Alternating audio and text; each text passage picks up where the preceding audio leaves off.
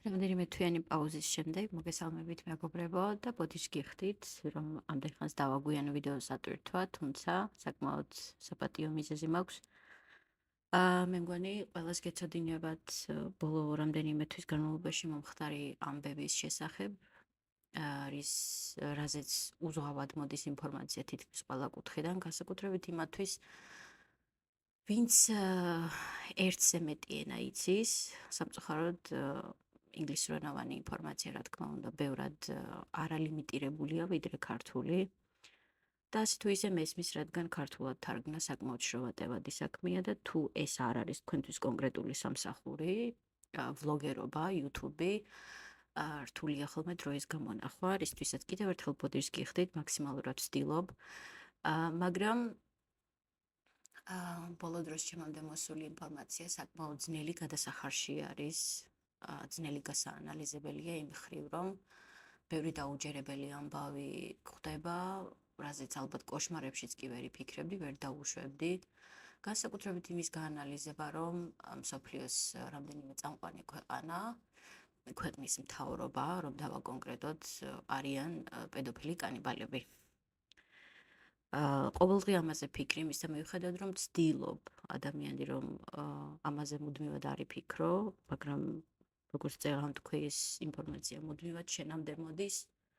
ინტერნეტის წყალობით საკმაოდ შეუზღუდავადაც, ხანდახან საკმაოდ რთულია, რომ თვალი დახუჭო, გვერდით გაიხედო, იგნორი გაუკეთო, რასაც ასევე მინდა დავამატო, რომ ბევრჯერ არა, ყოველთვის იგნორი გამოსავალი არ არის, რადგან ჩვენ ვაღიარებთ თუ არა რაღაცას, ეს ფაქტს არ ცვლის.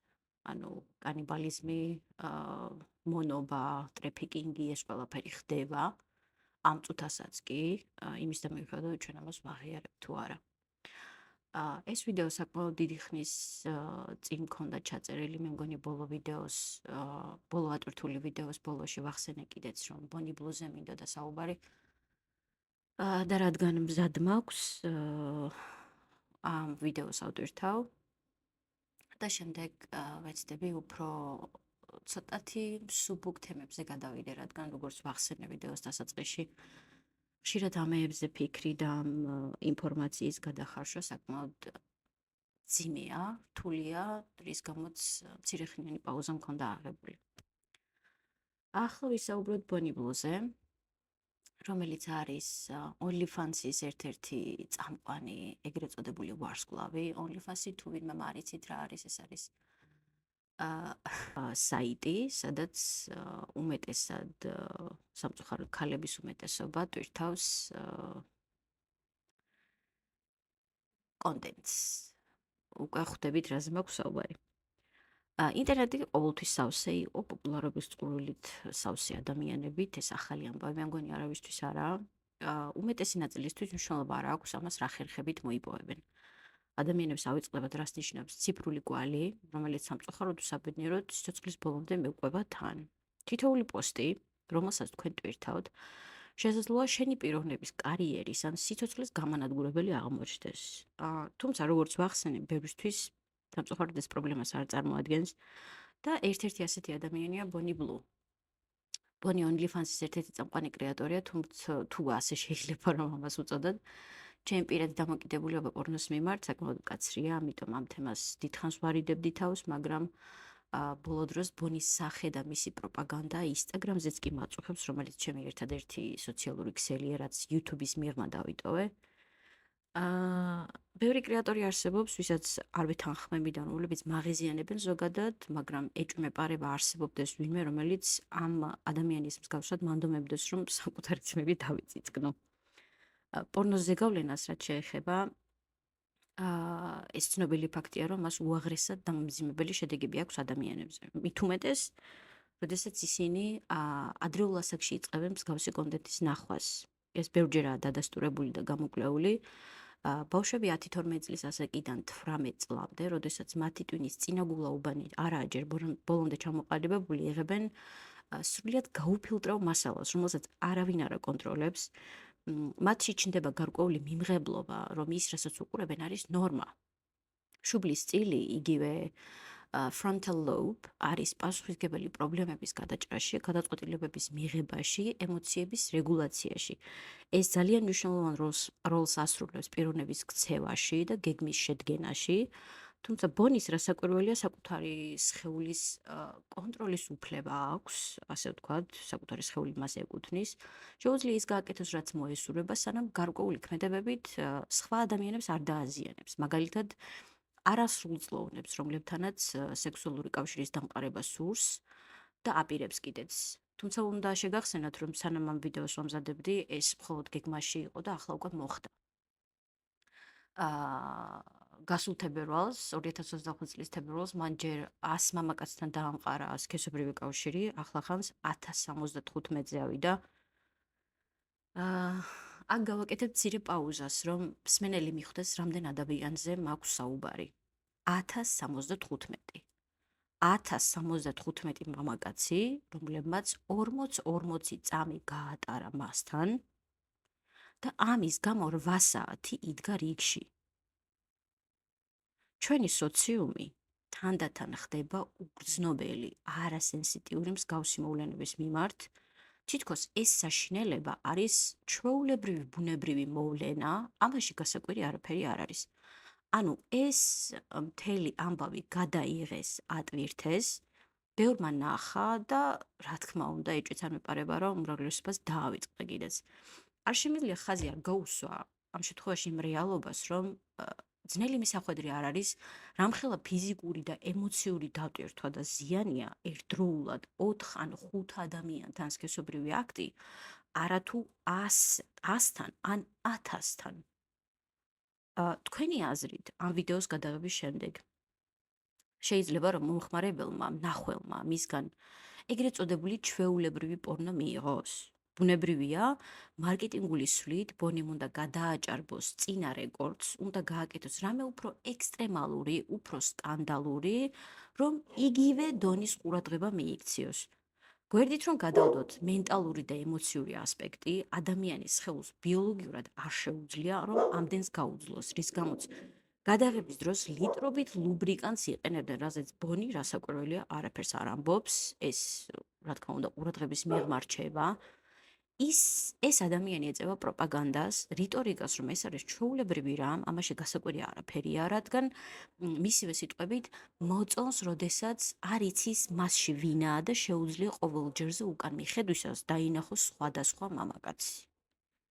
ეს არ არის ქალის თვითშეფასების ამაღლება, ეგრეთ წოდებული empowerment. ბონის წყალობით უამრავი მამაკაცი დაიჯერებს, რომ ქალებს ეს უნდათ, რომ სექსუალურობა, მიმზიდველობა და სექსის მთლიანი აზრი დევს ამაში. თუ ჩვენს ახალგაზრდა თაობას, ჩვენს პატარებს არ დაუტოვებთ შანსს, რომ ერთმანეთისგან განარჩიონ რეალური და ნამდვილი ფიზიკური კავშირი და ძალადობრივი გარკვეული სახის ქმედებები ერთმანეთისგან, როდესაც ზრდასრული ქალი ან კაცი საზოგადოდ აცხადებს, რომ არასრულწლოვანებთან სექსუალური კავშირის დასამყარებლად მზად არის და ამით ამაყობს კიდეც, ჩვენ უკვე დროა მივხვდეთ, რომ სოციუმმა ვერ შეძლო, რომ მიეცა ახალი და უკეთესი განათლება და გამოცდილება ახალი თაობებისთვის.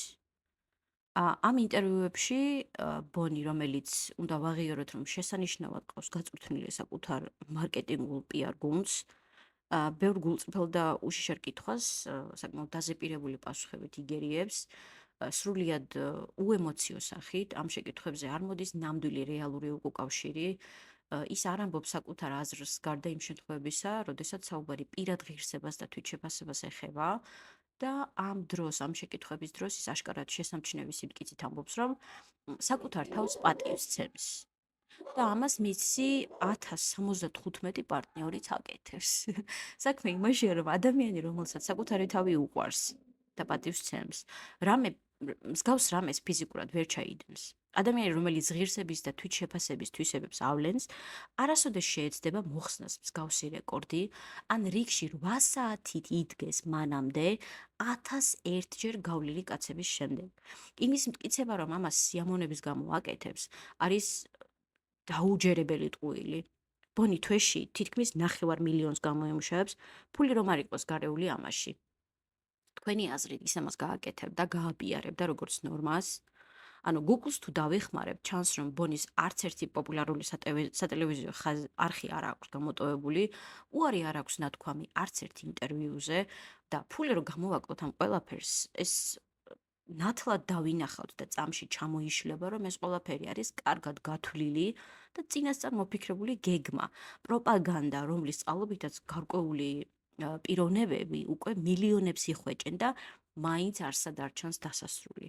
როდესაც ჩამჭრელ კითხვებზე დაზეპირებული ფრაზები აღარ ჭრის, ბონი ისევ საკუთარი თავის პატივისცემისგან მიჰყავს საუბარი და ჟურნალისტს ხისტი ტონით ეუბნება, რომ ამაში სასირცხვილო არაფერი არ არის.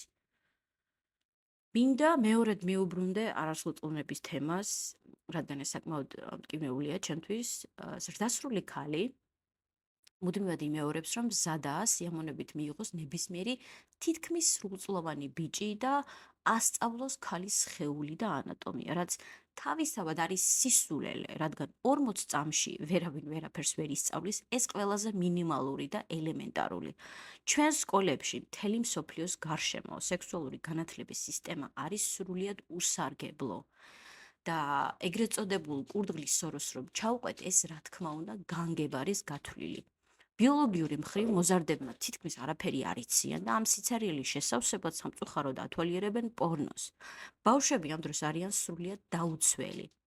იმ გაუფილტრავი მასალის წინაშე, რომელიც ინტერნეტში პირველივე ძებნის გვერდზე ხვდებათ. მათ არავინ არ უხსნის, რომ ეს არის კარგად დამუშავებული, ესთეტიურად შეფუთული ვიდეო, არ არის რეალობა. რომ ქალის და მამაკაცის სხეული ასე არ გამოიყურება, რაც უფრო მეტად ამძაფრებს დაბალი თვითშეფასების შეგრძნებას. პორნო მსახიობების 90%-ს აქვს პლასტიკური ოპერაცია გაკეთებული, რომ კომპანიებმა ისინი დაიქირავონ. თუ შეძლებთ და ამ ფასადის მიღმა გაიხედავთ, აბსოლუტურად თვალნათლივ დაინახავთ, რომ უამრავი ყოფილი პორნო მსახიობი დოკუმენტურ ფილმებში იღებს მონაწილეობას და ღიად საუბრობს ამ ინდუსტრიაზე. არავინ არ მალავს რამხელა ფიზიკური, მორალური და ემოციური ზიანი მოაქვს ამ ყველაფერში მონაწილეობას. ყველაზე უბრალო მაგალითი რომ მოგიყვანოთ, 3 წუთიან პორნო ვიდეოს გადაღებას სჭირდება მინიმუმ 2 საათიანი პროცესი. ცოტათი რომ ჩაუღრმავდეთ, ცოტათი რომ დაფიქრდეთ ამაზე. თუ რა შეიძლება ამ დროს ხდებოდეს. 2, 3 ან 4 საათის განმავლობაში განუწყვეტელი ზეწოლა სხეულზე, რომელსაც ბიოლოგიურად არ აქვს შესაძლებლობა იმისა, ამდენი ხნით გაუძლოს სქესობრივ კავშირს.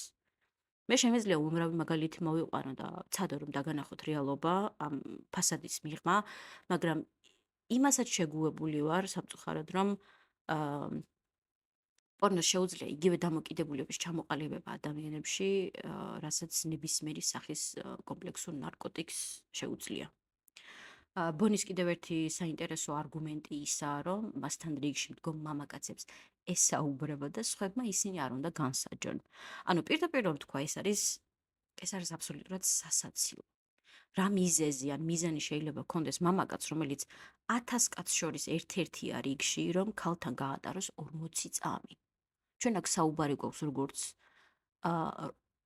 ჩვენ აქ საუბარი გვაქვს როგორ როლს თამაშობს ბონი ქალების მიმართ სოციუმის დამოკიდებულების ჩამოყალიბებაში. ჩვენ ქალები წლებია ვიბრძვით თანასწორობისთვის, უფლებებისთვის, პატივისცემისთვის და ამ დროს პორნო მსახიობი, რომელიც თვეში 9 მილიონს შოულობს, კაცებს და ზოგადად საზოგადოებას ეუბნება, რომ ეს ყველაფერი არის ნორმა.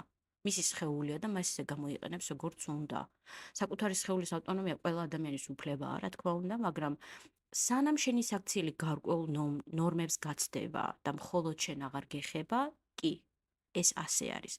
თუმცა, როცა შენი გადაწყვეტილება 100 ან 1000 ადამიანთან პირდაპირ კავშირში შედის, როცა შენი ქმედებებით ეხებით 16, 17, 18 წლის ახალგაზრდა ბიჭებს და ეუბნები, რომ რიგში დგომით და 40 წამიანი უკაცრავად და შეყოფით მათ რამეს ასწავლი, რა მაგალითს აძლევ მათ, ან რა მაგალითს აძლევ მოზარდ გოგონებს, რომლებიც ამ კონტენტს ხედავენ, მოიხმარენ, უყურებენ, უჩნდებათ დამოკიდებულება, რომ OnlyFans-ის გახსნა არის ჩვეულებრივი მოვლენა და პორნო ინდუსტრიაში მოხვედრა არის ვარსკვლავების ტოლფასი.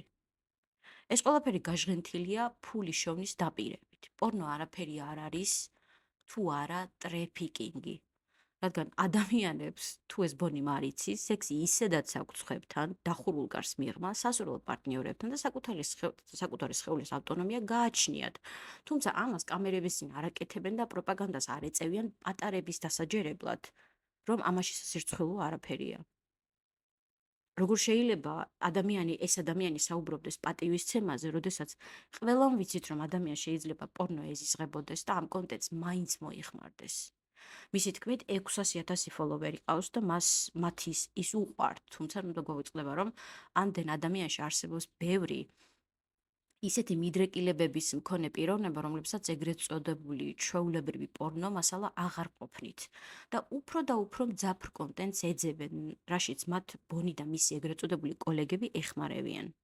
მაგალითად, ლილი ფილიპსი, რომელმაც 100 მამაკაცით დაიწყო და ივნისში 1000-ით დაასრულა, YouTube-ზე არის ფილმი, სადაც ლილის ინტერვიუს ართმევენ გადაღებამდე და გადაღების შემდეგ, თუ არ დაგეზარებათ, ეს არის ინგლისურენოვანი 9 საათიანი ვიდეო, ბოლოს ნათლად ჩანს როგორ ტირის.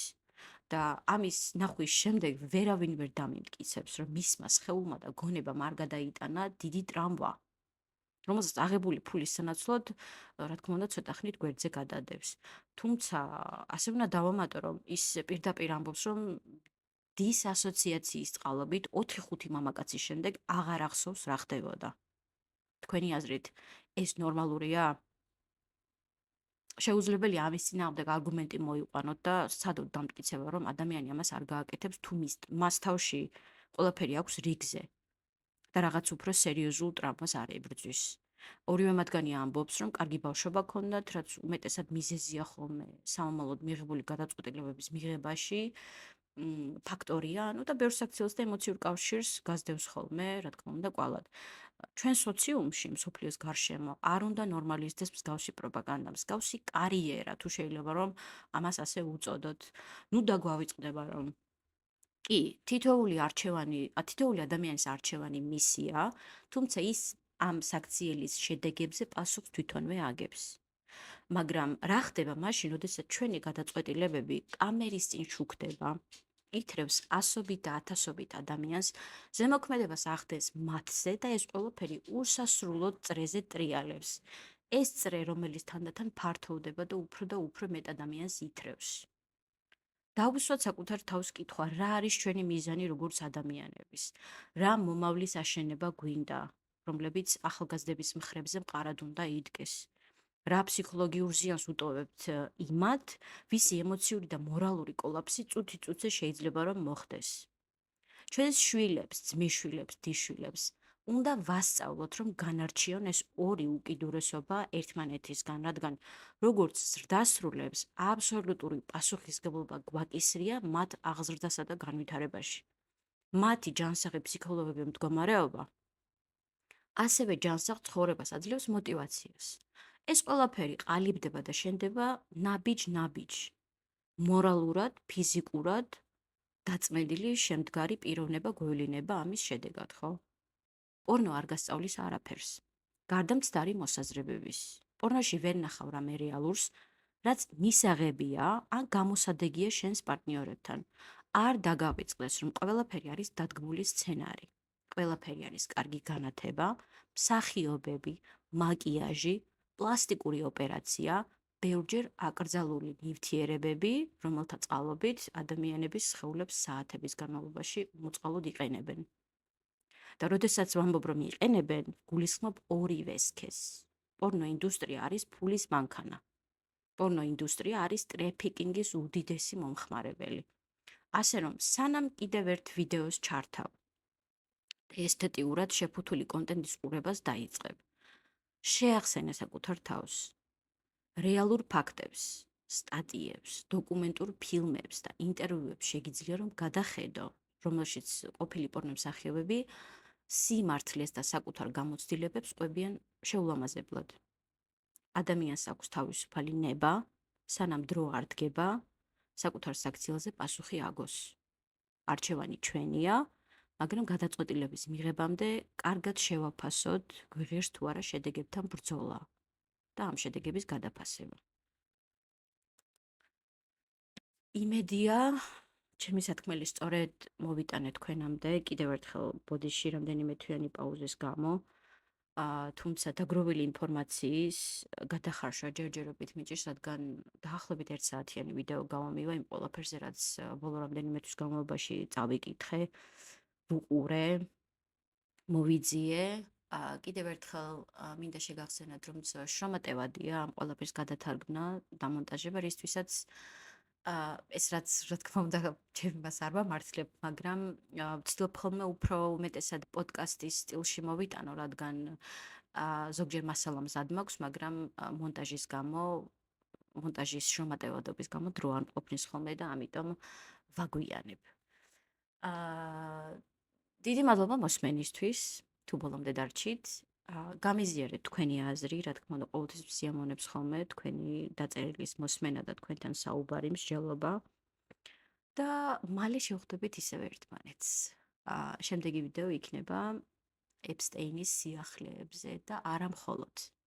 ეს იქნება უფრო განვრცობილი მსოფლიოს წამყვანი ქვეყნების მთავრობებთან დაკავშირებით და ყველაფერი ის, რაც ეპსტეინის ფაილებმა მზეზე გამოიტანა. ვიცი, რომ რამდენიმე ვლოგერი YouTube-ზე, რამდენიმე კრეატორი დევს ვიდეოებს და რამდენიმე მომისმენია კიდეც საკმაოდ დადებითი შეფასება გამოიწვია ჩემში. თუმცა მე მგონი შეიძლება თქვენ აღარ გჭირდებოდეთ ამ ყველაფერს განვრცობულად მოსმენა, მაგრამ მე თუ არ ვთქვი და მე თუ არ მოვყევი, ალბათ მართლა გავაფრენ. იმიტომ რომ საკმაოდ ძნელია ამ ყველაფერზე ფიქრი. და თქვენი აზრი, რა თქმა უნდა, მაინტერესებს. მაპატიეთ ცოტა არეული ვიდეოსთვის, მაგრამ კიდევ ერთხელ მოჭარბებული ინფორმაციის გამო უკვე მეჩქარება თქვენამდე სათქმელის ბოლომდე მოტანა. მოკლედ, კიდევ ერთხელ დიდი მადლობა, თუ ბოლომდე დარჩით ჩემთან და მგპირდებით, რომ საკმაოდ მალე შევხვდებით. დროებით.